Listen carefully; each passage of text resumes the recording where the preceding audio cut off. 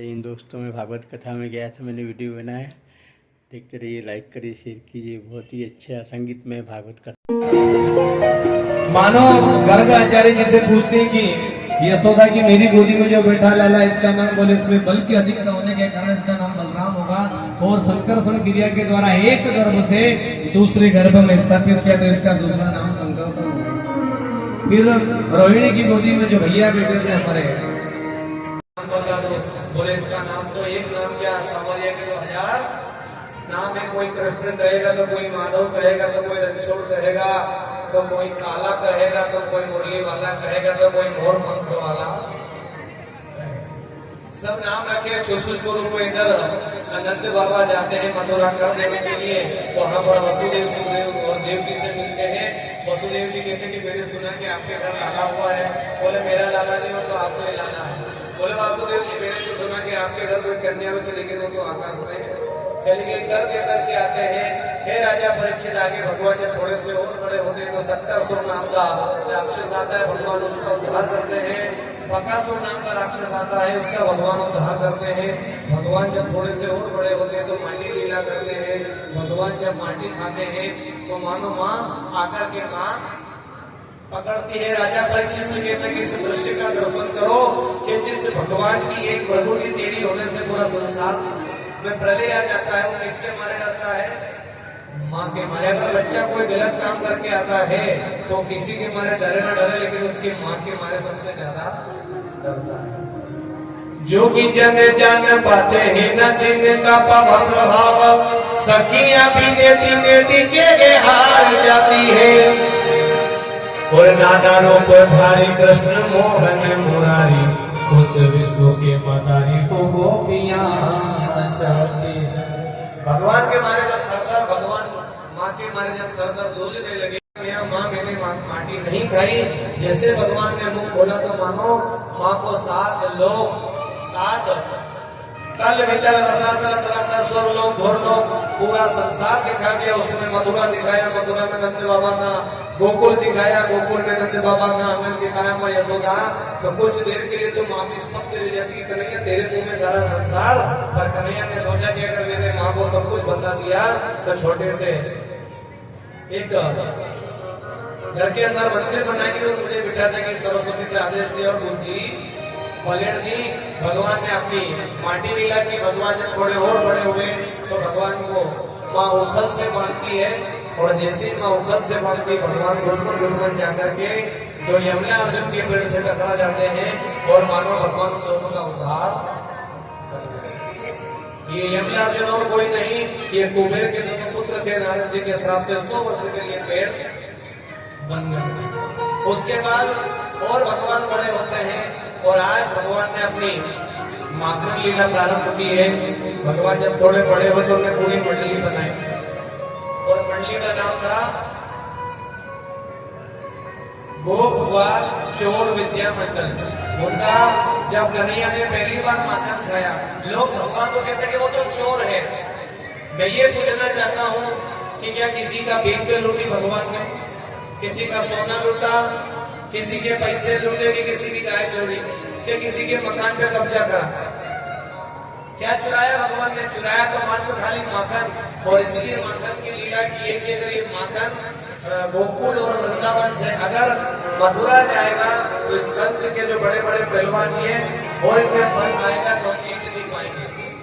भगवान ने माखन की लीला इसलिए की कि पहले के समय में घर के अंदर माखन के डिब्बे भरे होते थे, दूध दही के डिब्बे भरे होते थे, तो किसी भी प्रकार की बीमारी नहीं होती थी। लेकिन जिस दिन से माखन दूध दही के डिब्बे बंद हो गए, गौ माता की सेवा बंद हुई है, उसी दिन से घर के अंदर कोई डायबिटीज का डब्बा रखा है, कोई ब्लड प्रेशर की टेबलेट रखी है, कोई सिर दर्द की टेबलेट। जाहि अनाद आनंद अखंड अभेद सुवेद बतावे। नारद सो सुखदेव पची खारी सुखदेव न पावे।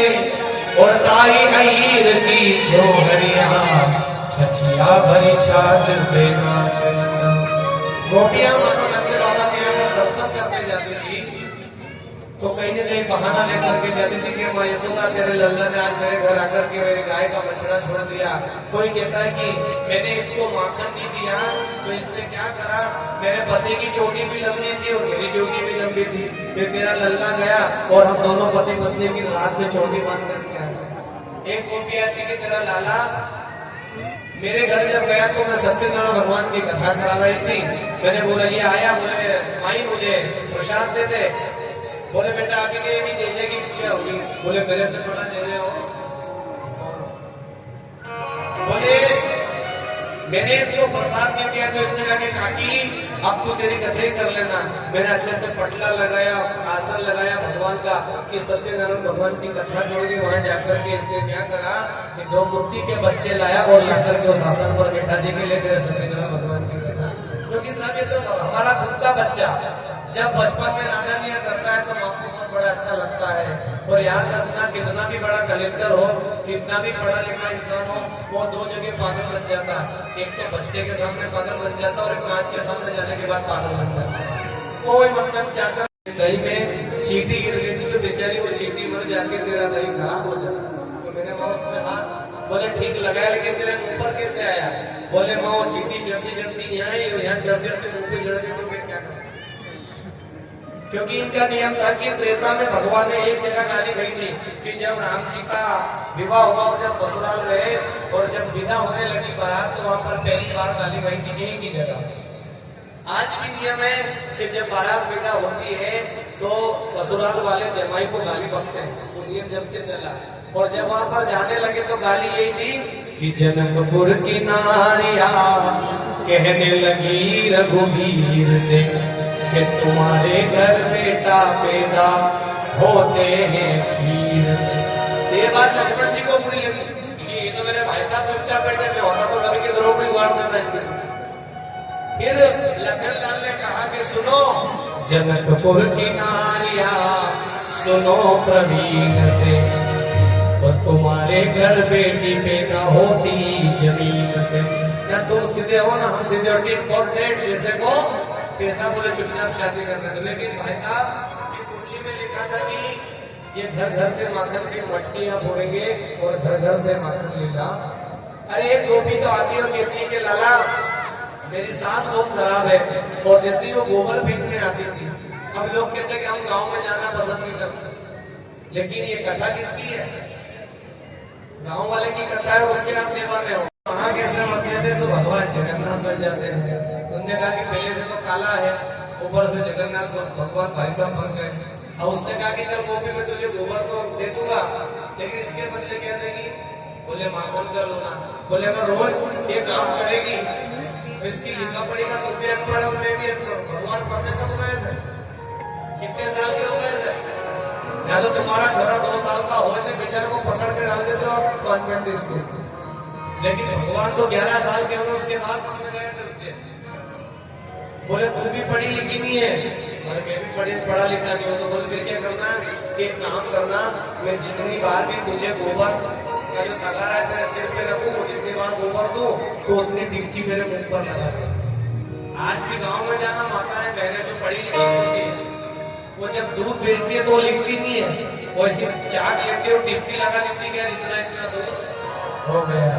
लेकिन मानो वो गोपियां अपना भाव कहती और कन्हैया को कहती है कि आज मोरे अंगना में आवो नंदलाल, आज मोरे अंगना में आवो नंदलाल, आवो नी गोपाल दर्शन की प्यासी गुजरिया।